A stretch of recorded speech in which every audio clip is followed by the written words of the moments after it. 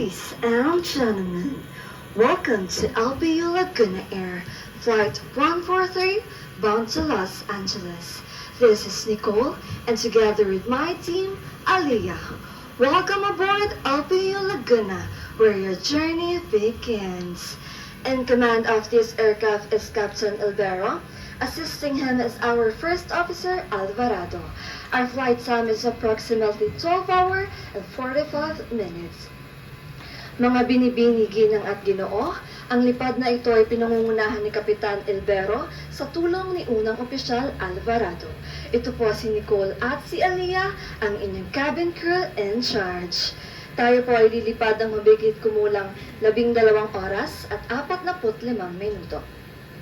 At this moment, please direct your attention to the cabin crew in front, who will now demonstrate the use of safety features of this aircraft. Each seat is provided with a seatbelt. To fasten, push ends together. Tie on by pulling loose end. To unfasten, lift top of buckle and pull free ends to release. In case of water landing, your life vest is found under your seat. To use, remove the vest from each container by pulling on the tab and opening the patch.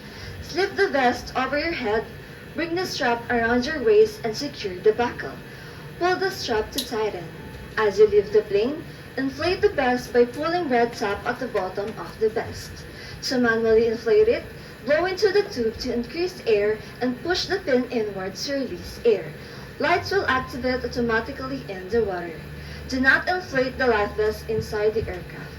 Please be reminded that unauthorized removal of the life vest from the aircraft constitutes theft and is punishable by law. In case of rapid change in cabin pressure, oxygen mask will automatically drop to the compartments above you. Pull the mask down shortly to activate the flow of oxygen.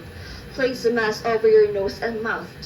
Pull the elastic strap over your head and tighten by pulling ends of the strap.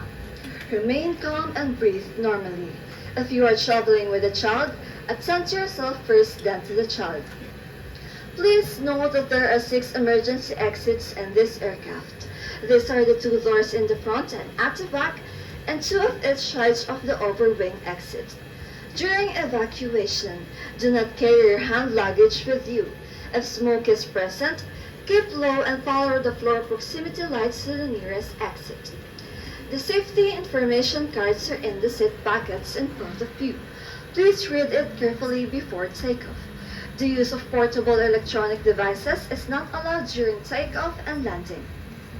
Transmittable devices such as mobile phones and laptops must be turned off or into airplane mode as they can interfere with the aircraft navigational system. This is a no smoking flight. Please do not smoke during the flight. Smoking in the toilets will activate the smoke alarm. Thank you for your attention.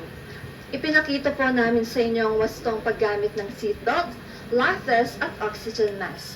Pinakikiusap po namin na inyong basahin ang safety information card na nasa bulsa ng inyong upuan sa harapan. Pag-aralang mabuti ang mga labasan para sa sandaling kailanganin natin ito. Para po sa inyong kapakanan, sundin po lamang ang mga patnubay ukol sa kaligtasan.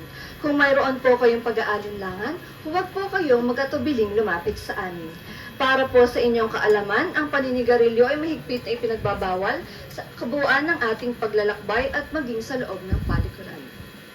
On behalf of Captain Elvero and the rest of the crew, we thank you for flying with us. Mabuhay!